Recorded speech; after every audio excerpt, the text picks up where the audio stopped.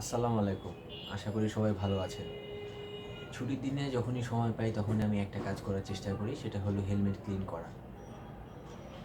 আর আজকে আমি ঠিক করেছি আমার এমটি থান্ডার 3টা ক্লিন করব।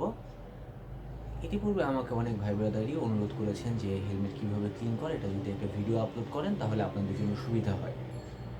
সেই কথা চিন্তা করেই ভাই আমি এই চেষ্টাটা করছি। আমি কিন্তু কোনো প্রফেশনাল কেউ না, জাস্ট হলো আপনাদের একটু ধারণা দেওয়ার জন্য যে আমি সাধারণত কীভাবে আমার হেলমেটগুলো ক্লিন করে থাকি। তো প্রথমেই বলি যে যে কাজটা করা উচিত আমাদের যখনই আমরা হেলমেট ধরবো বা ভাইজর ধরবো বা করবো, আমাদের হাতে একটা সার্জিক্যাল গ্লাভস পরা উচিত। কারণ হলো গিয়ে ধুলাবালি এত বেশি থাকে যে হেলমেটের ভাইজরে 2 দিন পরে এমনিও স্ক্র্যাচ পড়বে, অমনিও পড়বে, সাধারণত পরেই আমাদের দেশে যেহেতু ধুলাবালি বেশি। কিন্তু এই হাত দিয়ে ধরলে এটা আর কি একটু ফাস্ট পড়ে আর কি। এই কারণে বেটার হলো আপনারা সার্জিক্যাল গ্লাভস যদি ইউজ করেন।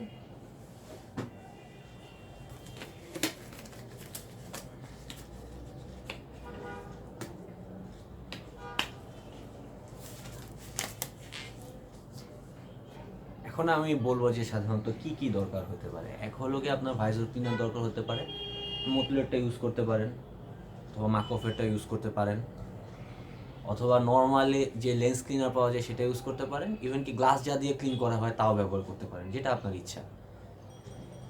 খুব দুটো ইম্পর্টেন্ট জিনিস হলো যদি জোগাড় করা যায়, একটা হলো ব্লোয়ার আর একটা হলো তুলি। কী কাজে লাগবে আমি একটু পরে দেখাচ্ছি। আর ফাইনালি আমি সাধারণত ড্যাশবোর্ড পলিশ ইউজ করি হেলমেটের শেলে, আপনারাও করতে পারেন। প্রথমে যে কাজটা করবো, আমরা হেলমেটটা নেওয়ার পরে চেষ্টা করব যে এখান থেকে প্রথম কাজটা হলো যে ভাইজরটা আলাদা করে ফেলবো।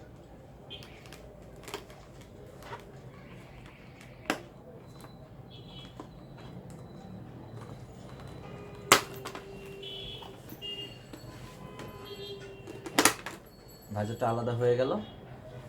এই যে ভাইজরটা ধরলাম, ধরার পরে আপনি যে কোনো একটা লেন্স ক্লিনার, আমি মতুলেরটাই ব্যবহার করি,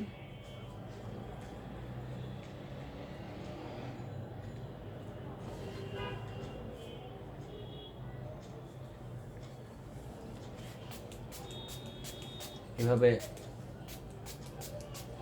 মেরে এটাকে রেখে দিলাম। এখনই ডলাডলির দরকার নেই, কারণ যেহেতু এখানে ধুলাবালি পড়ে থাকতে পারে, ডলাডলি করলে স্ক্র্যাচ করতে পারে। এভাবে জাস্ট নিয়ে রেখে দিলাম আলাদা। তারপরে আপনারা যেটা করতে পারেন হেলমেটের ক্ষেত্রে, যদি আপনার হেলমেট ওয়াশ করার দরকার হয়, আপনার প্যাডিংটা সম্পূর্ণরূপে খুলে নেবেন, খুলে নিয়ে ধুয়ে আবার প্যাডিং লাগাবেন। আমি ভিডিওটা খুব বেশি বড় করতে চাচ্ছি না, এই কারণে আমি আর প্যাডিংয়ে হাত দিলাম না। এরপরে যে প্রসেসটা আমি স্টার্ট করি সেটা হলো যে আপনার এই যে চিনের এই জায়গাটা যেখানে ভেন্টিলেশন সিস্টেমটা আছে, এখানে কিন্তু প্রচুর ধুলা জমে। সো এটাকে ব্লোয়ার দিয়ে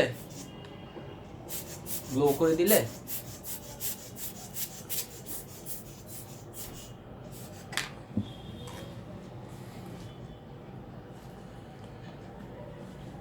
জাস্ট হলো এই ইয়েগুলা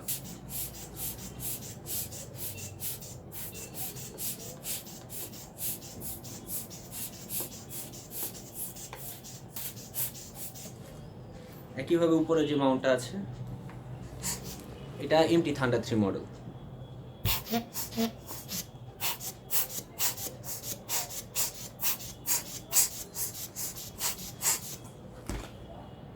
এবং পিছে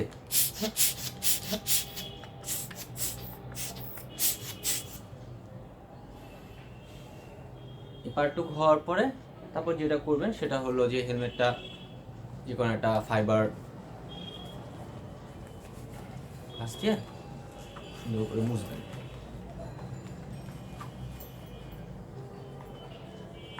মাইক্রোফাইবার পেপার দিয়ে এটা মুছার পরে তারপর আমি যে কাজটা করি সেটা হলো আপনার এই যে ভেন্টের যে কোনাগুলো আছে এখান থেকে ধুলাটা বের করেছি। তারপরে হলো কি আমার কাছে তো দেওয়ার মতো লিকুইড কিছু নেই, আর পানি এখানে লাগাতে যাচ্ছি না, জাস্ট এই কোনাটায় কিছুটা স্প্রে করে দিই। একইভাবে উপরে, একইভাবে পিছনে। এরপর যেটা করতে পারেন যদি আপনাদের ইচ্ছা করে, তাহলে হেলমেটের বডিতে পলিশ মেরে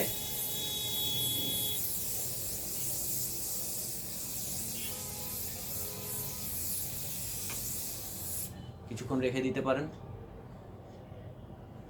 পলিশ মারলে সাধারণত একটু চকচক করে দেখে আমার দেখতে ভালো লাগে।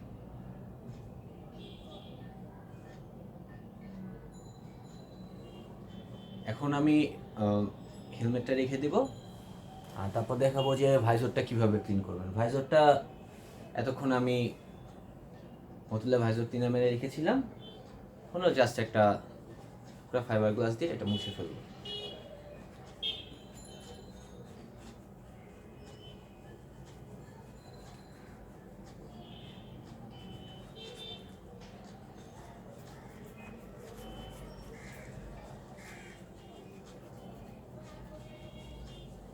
মাইক্রোফাইবার কাপড় দিয়ে এটা মুছার পরে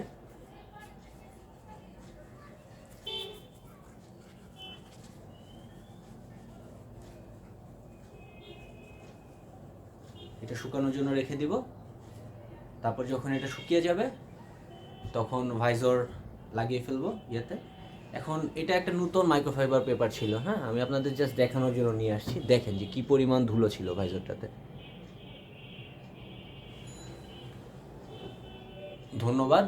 আমি ভিডিওটা ইউটিউবে আপলোড করব একটা কারণে, কারণ হলো পরবর্তী সময়টা খুঁজে পাওয়া সহজ হবে, এছাড়া আর কোনো কারণ নেই।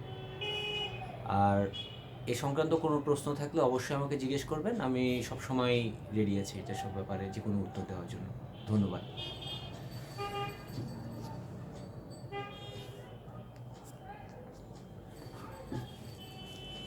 আমি মাহবুবুল্লাহ আক্তার শাওন, বাইকার্স আর ব্রাদার্স।